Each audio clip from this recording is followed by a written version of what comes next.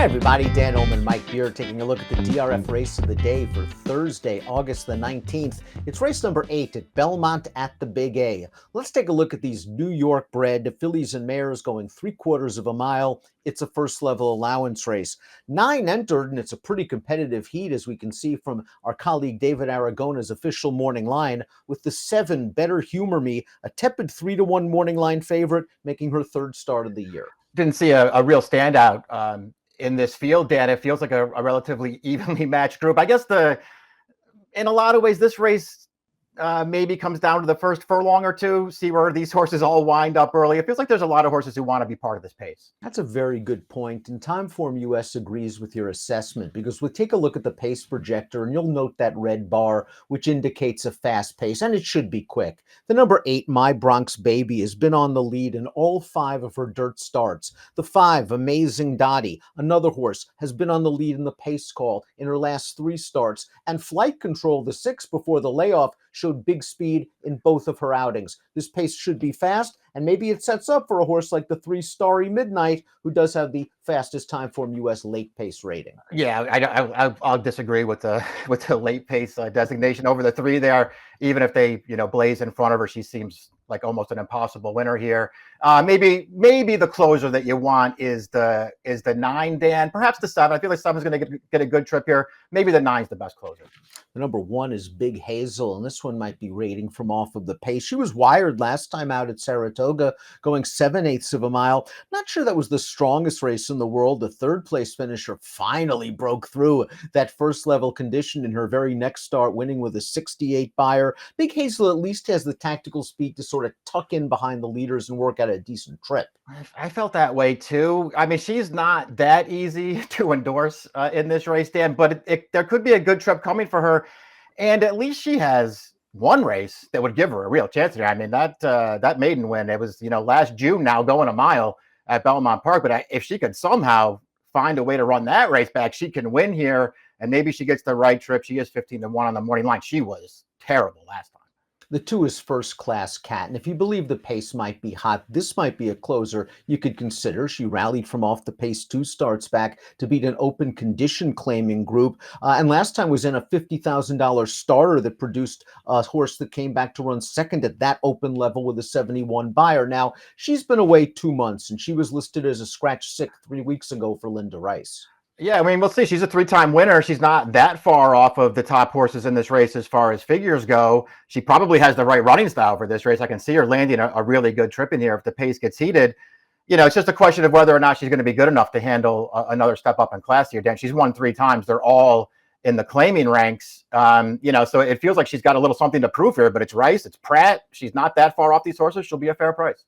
Starry Midnight has had 2 starts this form cycle against New York competition, well beaten against first level allowance horses 2 starts back. They tried a condition claimer last time out, and it just seemed like she was outrun from start to finish, a deserved long shot. Yeah, 50-1 on the morning line, and it just going through her running lines, deservedly so. She hasn't run a race that's going to make her a contender in here.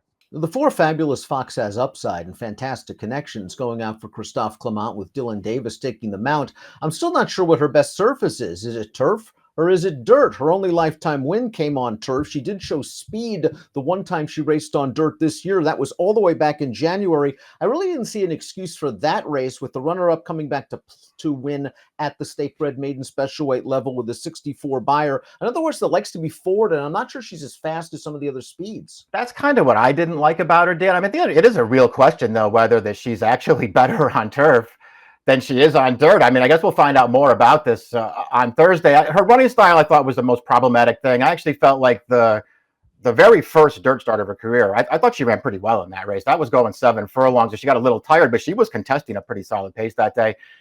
I don't know, man. I couldn't quite get there, but she is the kind of horse that I could be interested in here at the right price, because I'm not sure that she's better on turf than she is on dirt.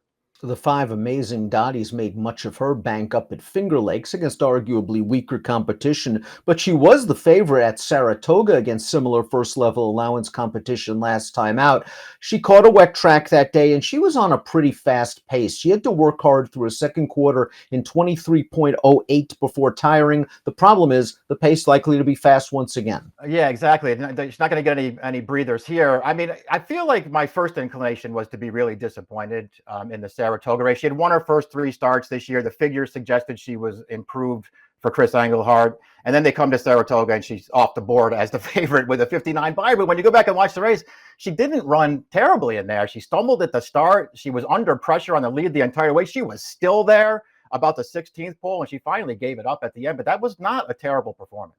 Flight Control is the number 6, and in some ways she's the key to the race because she looked really good in her career debut at a gigantic price, just showing big early speed, clearing off eventually to the inside on the turn, and then just kept right on going in a likable performance, so likable, in fact, that Bob Clissaris threw her into the Franklin Square Stakes, where she had the misfortune to take on My Main Squeeze, who came back to win a state-bred stake with an 89 buyer. That horse is now a Grade 2 stakes winner and Grade 1 placed. Flight Control must deal with a long layoff and a tenuous pace situation, but I think she has talent. Yeah, I agree with that. If nothing else, that Franklin Square, I mean, that was a really strong field, and she didn't run terribly at all in there. That pace was fast. She was part of it. I liked her debut. She fell through the cracks there, and she probably didn't beat the strongest field in the world, but she sure looked good doing it. Just sort of put that field in their place early to take over and kept going. I liked that performance. Now she has Lasix on.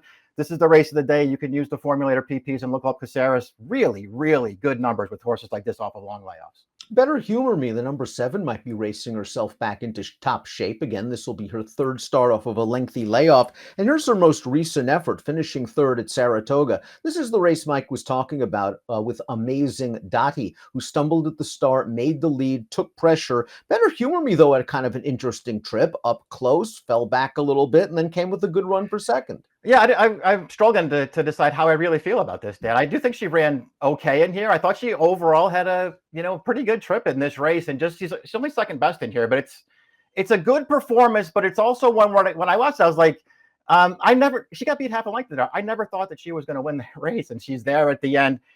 I don't know, man. I don't see the improvement that I kind of want to see from start number 1 last year at Saratoga to that most recent start about a year later at Saratoga. She feels like she's kind of the same horse to me. But maybe she gets the right trip in here and wins. Perhaps the 8 My Bronx Baby is the speed of the speed. She won 4 of 5 starts at Finger Lakes. She knows one way to go. Jimmy Ryerson took over at Saratoga, tried this horse on the turf, and it just doesn't seem like A, she prefers that surface, and B, once she didn't get off to the greatest start, she lost her best asset, which was her early speed. So I can understand anyone drawing a line through that race. She's going to go early. She gets weighed off with an apprentice aboard. She must avoid getting cooked. Here she is at Finger Lakes 2 starts back over a muddy track. She took pace pressure, and she's a game winner. Yeah, she's not. This isn't necessarily how you want a 1-9 shot to win, but she's going to get the job done here over a wet track. It's also at least worth noting, Dan, that this will be her first dirt start with Lasix on. So maybe that makes a difference. I mean, I still have no idea why they brought her to Saratoga off of the, 4 wins from 5 starts to begin her career, and they ran her on turf. It makes no sense to me. It's not like she's bred to be a turf horse. Probably better on dirt, maybe in a way better spot here. And maybe this is just the right one for her again with Lasix on for the first time on dirt. I'll wait and see what kind of price she is. Carol T completes the field, and she's run well at Aqueduct in the past. She's hit the board in her last 2 starts over this surface. She's entering this race off of a wide trip and a first-level allowance at Saratoga. I'm willing to give her the benefit of the doubt of that race, Mike, because maybe she had to be a little bit closer to the pace than usual while chasing on the outside. In this spot, I just think they take her back and make one run. Yeah, probably. I mean, she was really bad last time. I mean, that was kind of a day. It's hard for me to tell. Then right around that time, the rail was good at Saratoga. It felt like maybe it wasn't quite as strong on August 2nd, but still, the winner went wire to wire on the lead. This horse was 3 or 4 wide throughout and just never made any kind of a run in there. She was pretty bad. I liked her. I thought her effort 2 back was okay, though. I feel like maybe she didn't want to come up the inside in that race, and maybe that cost her a little bit. I mean, to me, she's the closer you want in here. She's 10-1 on the morning line. I couldn't quite get there on top, but I'm going to use this horse. Before we take a look at our top selections, please click the subscribe button on the Daily Racing Form YouTube channel for the latest DRF videos. Top pick time, Thursday race of the day, 8th at Belmont at the Big A. We're both going to go with Flight Control. I think we always have to worry about horses coming off significant layoffs, but this horse showed some ability, and if she stays at the morning line price, that's fair. Yeah, I thought she'd be the best price of the horses that I was really considering too. And I just like sort of the intangibles about her. And I also like that she's just not an exposed horse at this point. And I don't really want the exposed ones. I'm maybe a little more lenient on the 5 Amazing Dottie than you are. I felt like she ran a little bit better than it looks on paper in that I have a lot of respect for Amazing Dottie, just a little concerned about how this pace is going to go if the 5 and the 8 go at it, because I do think at least the 7 can sit. And the good point you made about Flight Control being unexposed is not only is she unexposed really from a class standpoint after only 2 starts, but maybe even from a running style standpoint. It's too early to pigeonhole her as a pace horse. 6589 for Mike, 6875 for me. It's our Thursday DRF race of the day, the 8th at Belmont at the Big A. Good luck. Hey, let me give you a hot tip. If you liked the content that you've seen before, click on the like and subscribe button right here. And of course, for more DRF videos like Race of the Days, Stakes previews, click on the videos right here.